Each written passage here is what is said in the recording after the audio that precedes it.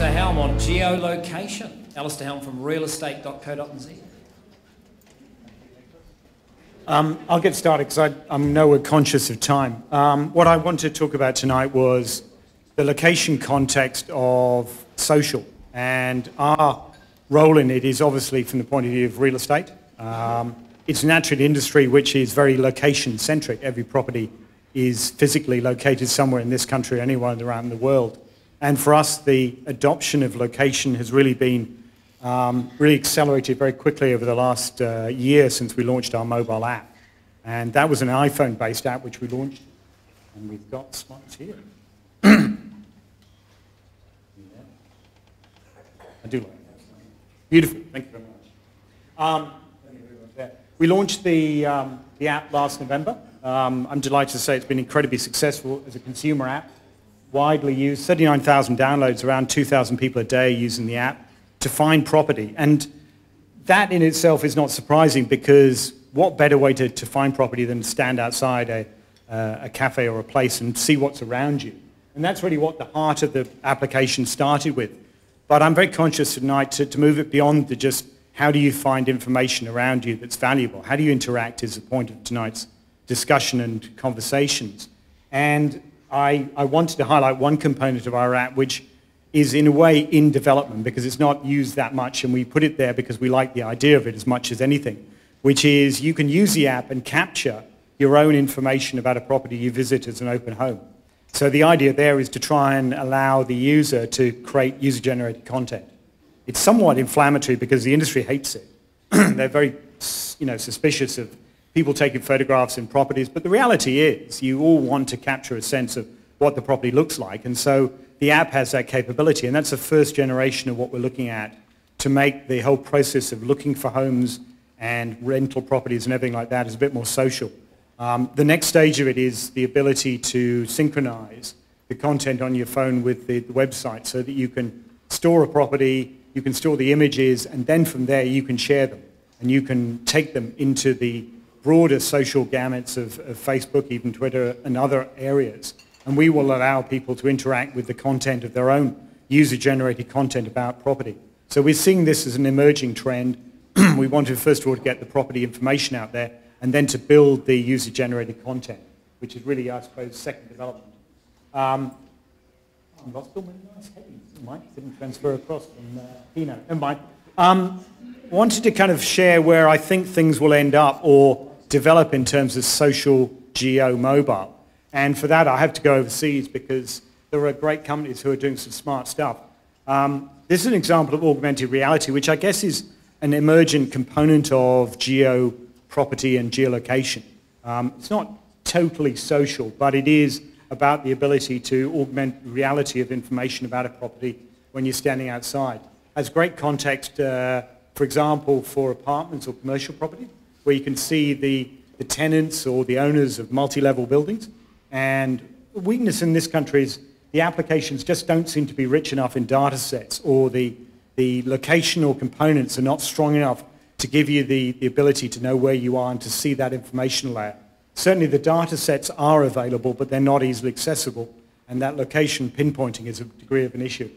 So I think augmented reality is a possibility, and we may yet see it in New Zealand in more development. For true social locational mobile, I think there's a good couple of examples in the US. One I've followed closely is a company or a business called Neighborwise. This is about social interaction in your neighborhood.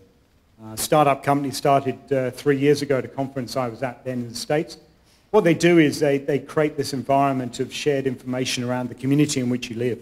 And for somebody in the business of looking at the property market, there's nothing stronger than the context of what's the components that make up this environment where I live, the community. What are the amenities? What are the data points that I want? Clearly things like walk score, things like crime rates, things like amenity communication. Where are the schools? What are the school zones? What are the banking facilities? What are the cafes and restaurants? All that aggregated data is being pulled together in these neighborhood conglomerates, as it were. And Neighborwise is active both in the web and in the mobile device. So you can be standing in suburbs, you can read other people's comments, you can share your opinions, you can cross-link the information you get. They power it together with rating scores where you can see, is this a gentrified suburb? Is it an aspiring suburb of potential future? Is this a down market suburb?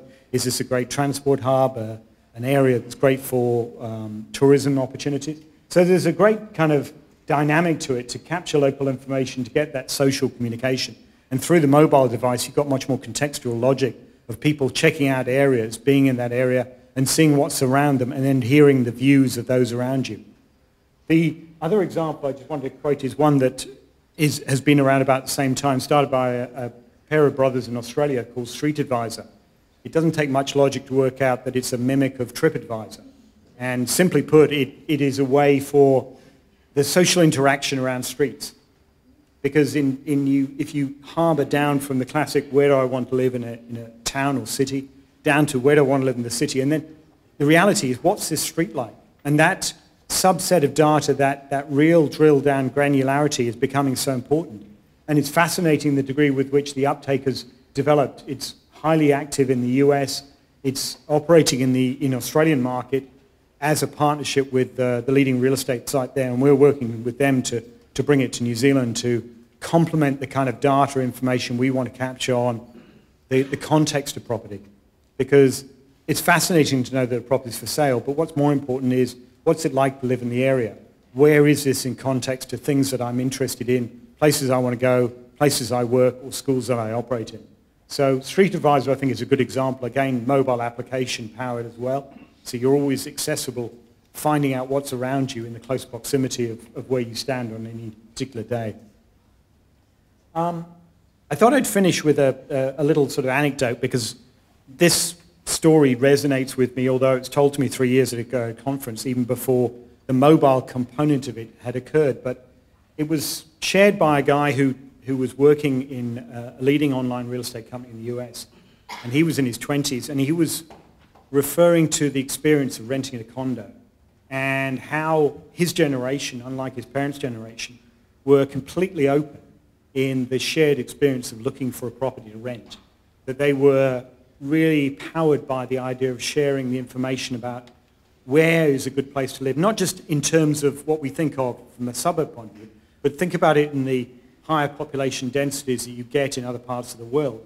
That it's really important to know that this condominium is managed well by this guy who's the business owner or the condo manager.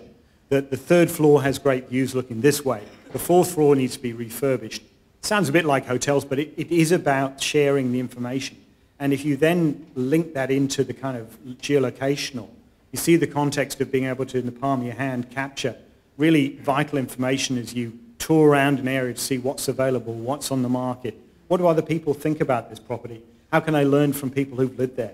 That shared experience is only going to grow, and whilst this conversation was held as a web-based application and a web-based social interaction, it's so conversant now to share that with images and text in the mobile platform. So I think, it's only our imagination that limits the opportunity of what the combination of geo, of social, and of mobile can do, because it is for, I think, a lot of us a game changer. In our business now, we're seeing upwards of 15-20% of audience using the mobile device to use access to our database of property information. That didn't exist a year ago. It literally did not exist. So we've gone from 0 to 20% in a year.